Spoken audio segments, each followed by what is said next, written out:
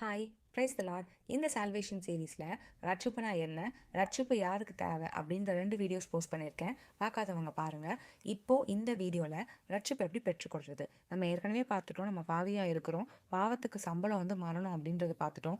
அதுலேருந்து இப்போ யார் நம்ம ரட்சிப்பா அப்படின்னு பார்த்தா ஏசப்பா தான் ரட்சிப்பார். ரோமர் 5:8 சொல்லுது, நாம் பாவிகளாக இருக்கையில் கிறிஸ்து நமக்காக மரித்ததினாலே தேவன் நம்மேல் வைத்த தமது அன்பை விளங்க பண்ணுகிறார்.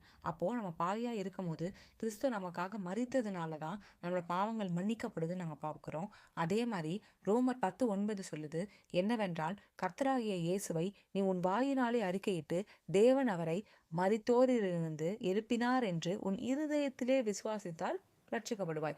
அப்போ இந்த சத்தியத்தை, என்னோட பாவங்களுக்காக தான் ஏசப்பா சிலுவையில் அறையப்பட்டார், அவர் மரித்தார், 3ஆம் நாள் உயிர் தெழுந்தார், பிதாவின் வரது பரிசத்தில் வீற்றிருக்கிறார் அப்படின்ற அந்த உண்மை சத்தியத்தை இருதயத்தில் விசுவாசிக்கும் போது நம்ம ரட்சிக்கப்படுவோம். அதே மாதிரி ரோமர் 10:13 சொல்லுது, ஆதலால் கர்த்தருடைய நாமத்தை தொழுது கூறுகிற எவனும் ரட்சிக்கப்படுவான். யார் யாரெல்லாம் இந்த சத்தியத்தை உண்மை நம்ம விசுவாசிச்சு அறிக்கையிடுறோமோ அவங்க எல்லாருமே ரட்சிக்கப்படுவோம்.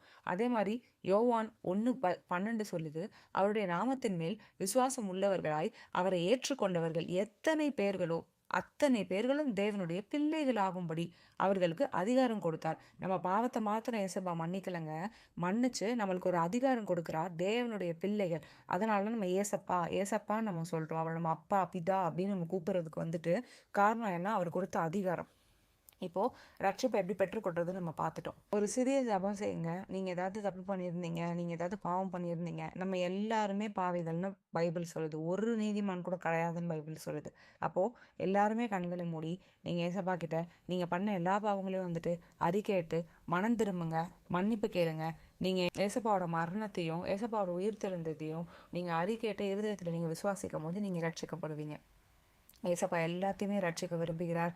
நீங்கள் இன்றைக்கே அந்த ஜபத்தை பண்ணி ரட்சிக்கப்படுவீராக. ஏசுவ நாமம் மகிமைப்படட்டும். தேங்க்யூ ஸோ மச் ஃபார் வாட்சிங். God bless you all.